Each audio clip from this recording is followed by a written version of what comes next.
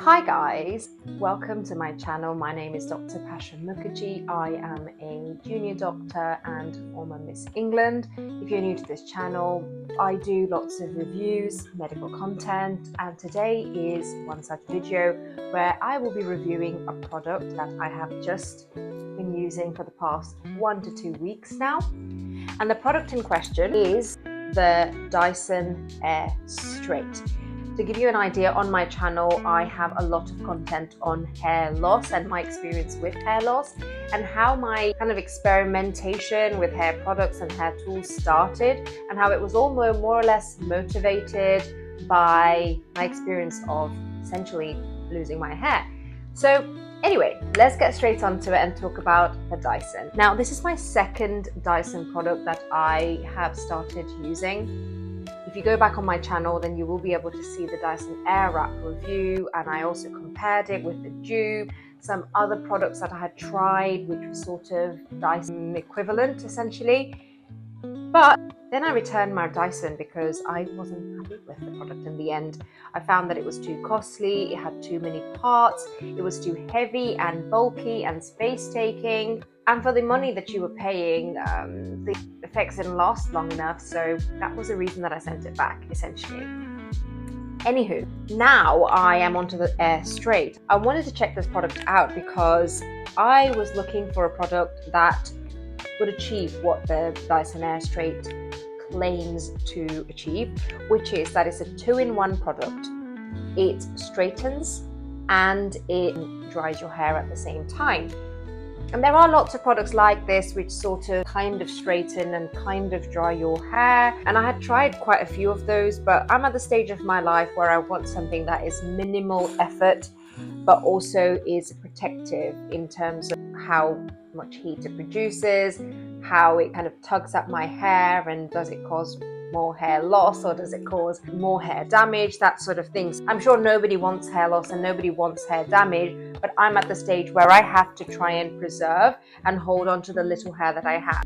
First of all, how much did I pay for it? I paid £280 for this because I bought this second-hand from eBay.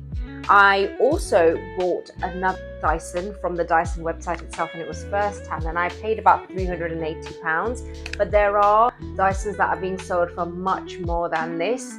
So it is variable. Some of them are upward of 400, but I went for the lowest one, which was 380, to compare with this second-hand one to see if I should pay that extra £100 to get an item from Dyson itself. And the good thing about this purchase was that it still has its warranty, so I will be still able to, if I have any issues with this, raise it with Dyson and they will fix it. If you go on eBay, there's loads of Dyson Air Straits that are being sold. Some of them are a bit dodgy, so I can't vouch for all of them. Make sure you do your research because some of them are non-returnable as well, but at least with eBay you know that you're going to get your money back guarantee and you can return the product if you don't receive the item that it has been advertised. So there is a little bit of a fallback with eBay. So yeah, I bought this 2 weeks ago from eBay, and as I said, I compared it with the original Dyson as well from the Dyson website. The main difference I would say was that obviously one feels more new, but in terms of the quality of the output and how it actually works, I couldn't really tell the difference particularly. The original one actually came with a box and a heat mat, whereas this one just came by itself. But the seller did offer to send me the heat mat. I refused it. Like, what was I going to do with a heat mat? This doesn't even get particularly warm that I would need a heat mat. So whether to go for a second-hand or a first-hand Dyson, first of all, £100 is still a lot. And I actually think that considering this is in warranty, does the job that it's supposed to do, I think I still got a bargain. And this is the thing about Dyson products, that they do retain their price. So if I was to resell this, I would probably be able to get that similar price range anyway. So I wasn't expecting a massive price drop from the original. Just because of the quality of the product, it does retain its price pretty well. Am I salty about the fact that I didn't get the box? Not really, because when I actually opened up the actual Dyson, it was so fiddly. It had so many bits and bobs in the packaging, and I felt really bad because you've paid almost £400 for something like that. You want to be so tender and gentle with it, and I'm just not that kind of person. I didn't want to have something that I would feel really too conscious about touching and putting somewhere. I want to be able to feel free with my product, you know, and I didn't feel that with the box. Also, to put this back into the box is not easy, let me just tell you. The box, you've got to kind of do it in a specific way or else it doesn't fit. There's too much faff. I'm just not about that, basically. And also, I'm just not about some bougie thing that is literally just a box. Again, I said this about the Dyson Airwrap. The box took up so much space, and I felt compelled to have to store the box purely because it was such a nice bougie box, and I felt bad if it got damaged or if it got a little bit snagged or something like that. And you know what? I just don't have time for that. I literally don't. So I'm kind of glad that I didn't go for the original Dyson. And you can actually get, if you really want the Dyson box, you can get the box itself. People are selling that on eBay and other platforms. If you really want it, you can buy that. And that costs about £50 as well. So honestly, that's £100 well saved for me. Now let's talk about the actual Dyson, whether you buy it from the Dyson website or whether you buy it from eBay. Let's actually talk about the product itself. So as I said, this is a hair straightener and a dryer. So it's a wet to dry equipment. And I'll just tell you what the parts are so you can get an idea basically. This is the bit that your hair goes in. So we kind of use it just like a straightener. And because it's quite heavy, it does need a little bit of strength, especially if you've got thick hair. You'll need to kind of keep doing that. It doesn't feel as light as a typical straightener. This itself has got some weight to it. But when you compare it with a Dyson Airwrap, I don't think it's that different. And also fewer heads. It's just got the one item essentially. So yeah, this is exactly where the hair goes, in between here. And you know, you've got some plates in here. In my experience, they don't really get hot, if you ask me. So I don't think there's any kind of danger element to it. And this is where the air comes out of. And obviously with Dyson technology, the idea is that it's more about the airflow and the technology. The air is doing majority of the heavy lifting, and essentially I don't think it gets that hot, but your hair can get hot, especially if you're using a higher temperature. Now let's talk about the temperatures and all of that shebang. So on this side of the Dyson, you've got a little screen here, and when you first turn it on, it will ask you for a language preference and some of these other things that I frankly just skipped through. I wasn't even paying attention to that, but it's got a nice little LCD screen that's got a display on it. So going from bottom to top, the buttons, you've got your on switch, and then you've got your wet or dry mode. So essentially it helps you select whether your hair is wet or dry, which, looking at reviews online, people seem to think that this only worked on wet hair, but actually no, you can use it on dry hair also. It's got a slightly different temperature setting. Then you've got your temperature for cold. Essentially that's the one that you have to press if you want only cold air to come out. It's just cold or not cold. That's the two settings that it comes in. Then you've got the fan setting. The fan setting is essentially going to help you choose between high airspeed or low airspeed. And then we've got the red button, which is the heat setting. And the heat setting, there's 4 altogether temperatures that you can use it on. When you put it on wet mode, then it actually gives you a lower heat setting to start off with, and I would recommend you start off with the lower heat setting. And the lowest heat setting that it has is 80 degrees Celsius, and then it goes up to 120, and I think it goes up to a maximum of 140 in the wet setting. Now I used a slightly higher temperature on one occasion with wet hair. I set off the fire alarm in my house. Not because there was fire or my hair was burning, no, it was actually the amount of steam that was being produced in terms of how quickly the water was evaporating off my hair.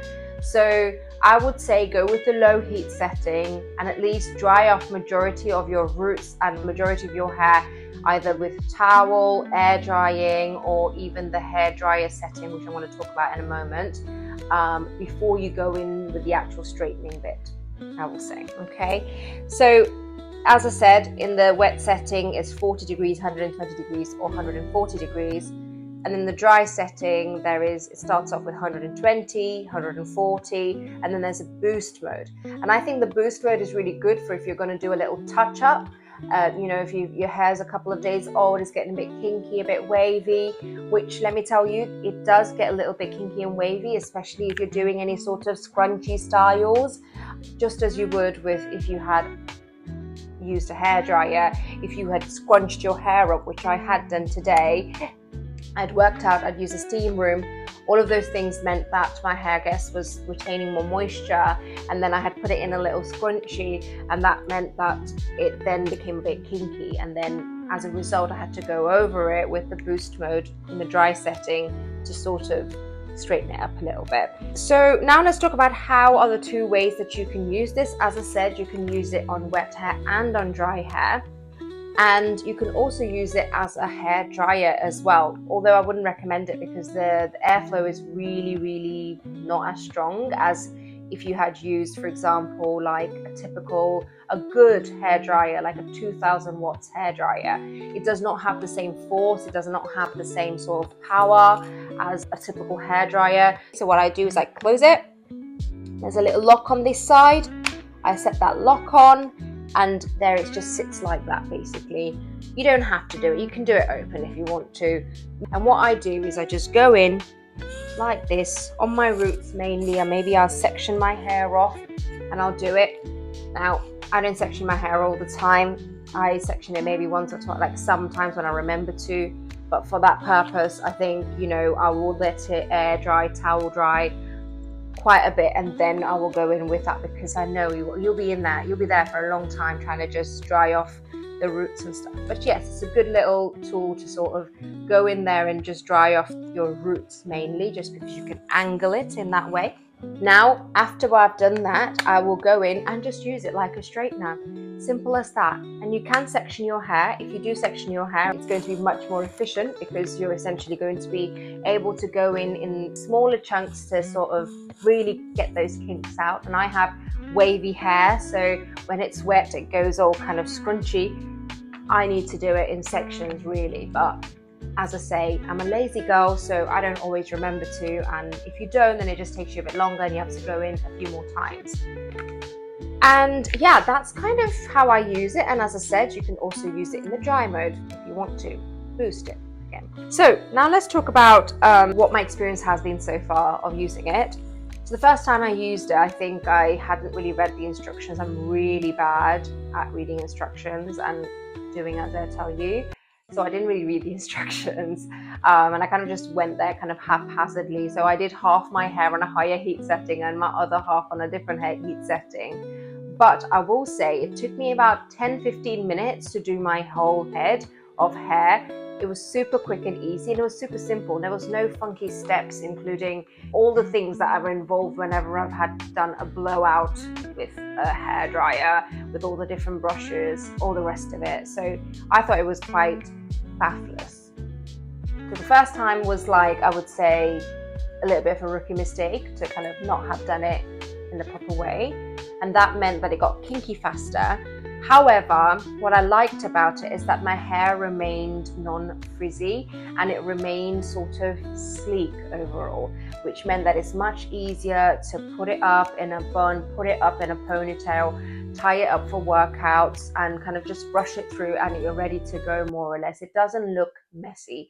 And my hair just has a tendency to look messy because it's frizzy. It's frizzy, but it's thin, so it lacks the volume. It's lost some of that volume over the years. It has this weird tendency to, on the first day of the wash, when it dries kind of curly, and that day it looks okay, but the minute I sleep on it, it starts getting matted and tangled, messy basically. And then the nightmare that it is to try to brush those knots out is just a nightmare. What tends to happen is I'll be kind of putting it up into like a workout bun or something like that, taking it out, and it's more matted, more sort of messy, tangled. It's a complete mess, which means every time I shower, I'm losing more hair. Every time I brush my hair, I'm losing more hair. It's just a whole mess. And I've tried so many different things to try to control my hair. Not saying they didn't work. They just included too many steps. I've changed my shampoos. I went on to try sulfate-free shampoos. Then I went on to professional shampoos, which are used in hairdresser salons. I used the bonding treatment from Olaplex. That didn't do anything. Obviously, I've used multiple different products for hair loss itself. I'm not even talking about the hair loss side of things. I'm just talking about the texture side of things. I've used a softening filter in my shower to try and see if that worked. Literally nothing makes a difference. When I have then gone on and used a hair tool, I find that even that can just take so long, and I end up having so much hair loss in the process of it that it's just not been worth it. I started dreading washing my hair because of what it would entail, how long it would take to kind of do my hair, and how icky it would look. It would feel clean, but it would look icky. It would feel too dry for at least 2-3 days before the moisture kind of came back and some of that grease naturally would come back. And before you say this to me, yes, I have used conditioner, and yes, I have used leave-in conditioner also, and the good stuff I have used. So anyway, the first time I used it was obviously a rookie mistake, but since then, I would say that it's actually completely transformed my experience of doing my hair. I genuinely feel to be able to do my hair within 10-15 minutes maximum is life-changing. I work out 5 times a week, so my hair does get greasy, and I probably should wash my hair more frequently, and I can barely get myself to do it, like maybe once, twice max in a week. That's what I've settled on now, twice in a week. And I think the Dyson's actually helped me feel less stressed about washing my hair because the aftercare is so much easier. So the way I do use it though, I always use heat protection. So I would usually wash my hair, use conditioner, and then dry my hair. Then go in with a leave-in conditioner spray, which I will brush through my hair. Then I'll go in with the Olaplex heat protection, but you can use a heat protection spray. In fact, that's what I have done on this trip because I didn't want to bring all my stuff with me. I've used a simple heat protection spray. I will say that there's a slight textural difference, obviously, because I've not used any leave-in conditioner this time. I feel like my hair is a little bit more drier and crispier. But in terms of like the process of it all, I feel like marginal difference in terms of how quickly my hair is drying and how it's setting at the end. There is a small difference if you do use leave-in conditioner, I will say, and like a heat protection gel rather than a spray. After I've used one of these, I usually go in with my serum. So you can literally use any hair serum, to be honest. They more or less do the same thing. I'll go in and I'll go over my tips mainly. Now, let's talk about exactly how I use this. So what I do is, on a good day, I will section it and I will go in a section at a time at 80 degrees. And that's when my hair is probably about 60% dried. And that could mean towel dried, air dried partially. Maybe I've also used a little bit of the air dryer component of this. I will then go in with the boost mode when my hair is more or less dry, and once that's done, I will then go in again in the cold setting, the completely cold setting, to set the hair. And then obviously, as I said, follow up with either spray or like a serum to just lock it all into place. And that's my usual kind of routine that I'm following at the moment with the Dyson. The good thing is that I use that exact same method for my hair topper as well, and it works really well for my hair topper. Let's talk about the pros and the cons. The pros are obviously, the idea is obviously that you're using less heat than it would be the case if you were, for example, using a typical hairdryer or a straightener, and you're getting the effect of a straightener with the hair dryer essentially. So all Dyson products claim that they are more protective of the hair, and I do genuinely feel that probably is less damaging for your hair, but I haven't tried it for longer than 2 weeks, so what do I know? But I think generally speaking, looking at reviews, most people do say that their hair is much healthier using the sort of typical hair tool. So yes, pros, it's healthier for your hair overall. Second pro, it's a 2-in-1, and I'm a sucker for things that do two things in one.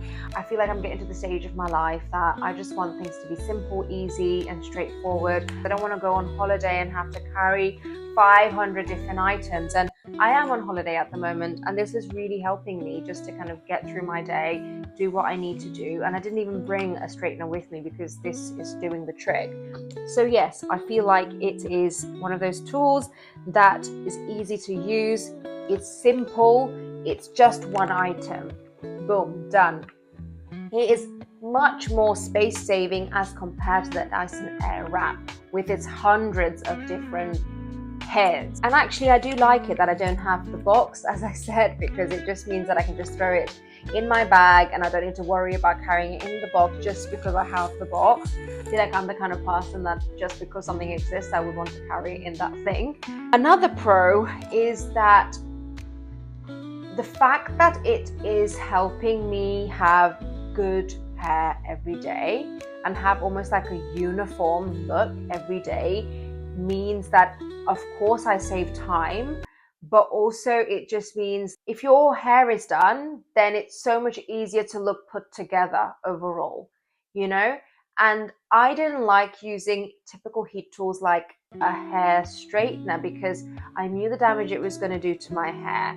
And also it's an additional step after doing hair drying. So those were the things that I just didn't want to do.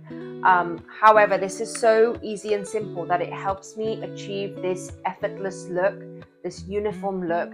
I am just walking out the door, I'm not worrying about my hair. I think that's really nice to have something that just helps me achieve that.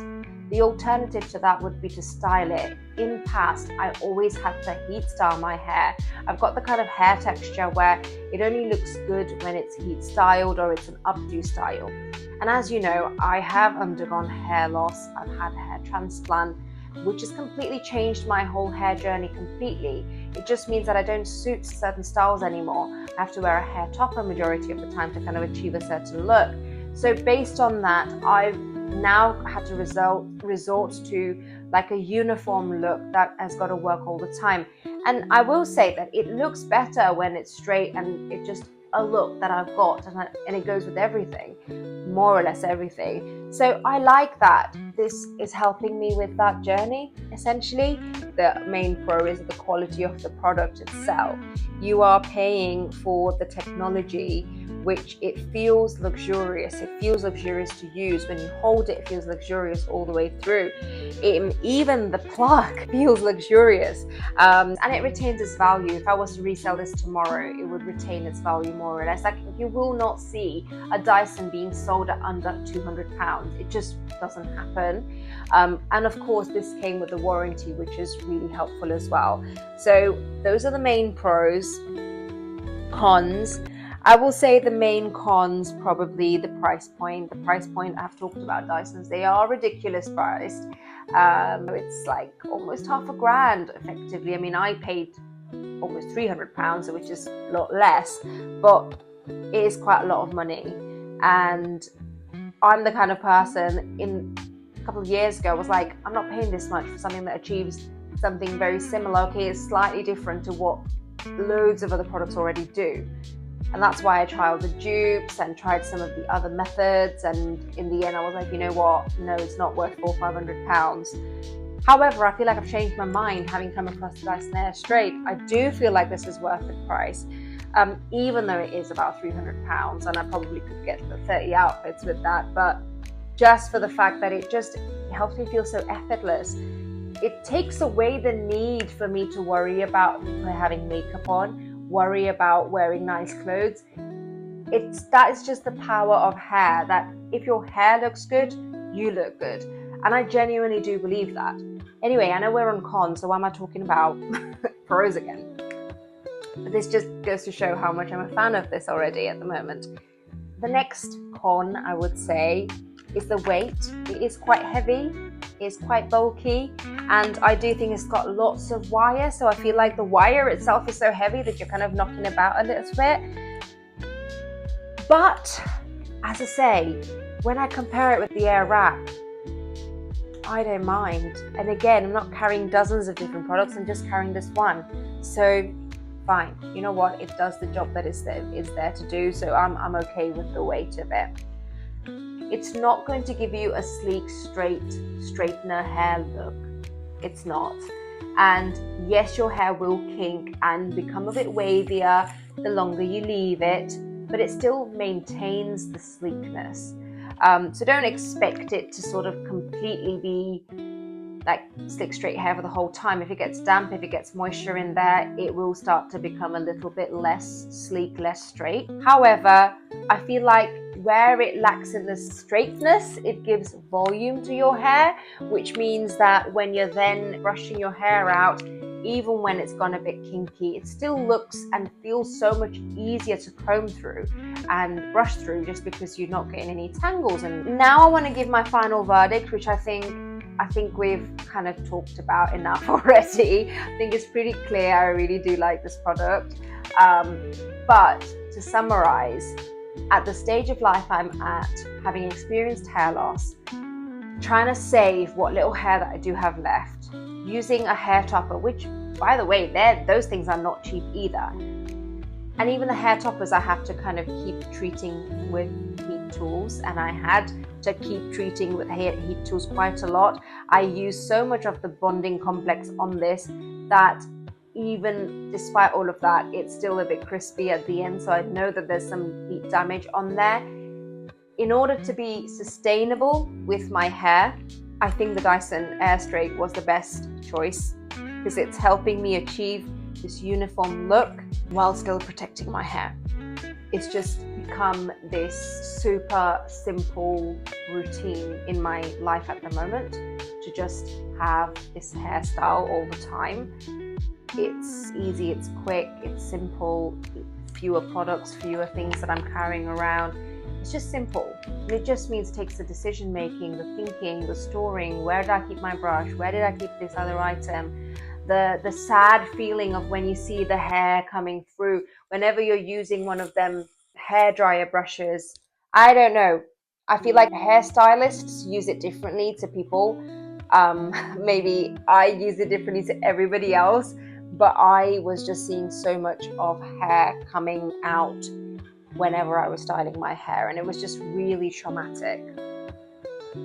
And maybe other people's hair is really nice and strong and healthy, and they're not going to have this problem. But if you're in the process of essentially you're losing your hair, and as it is, loads of things are working against you in terms of hair health, in terms of environment. London's a terrible place, the water's terrible there, the sleep, the stress, everything, the food, everything causes oxidative stress to your body, and therefore causes oxidative stress to your hair as well.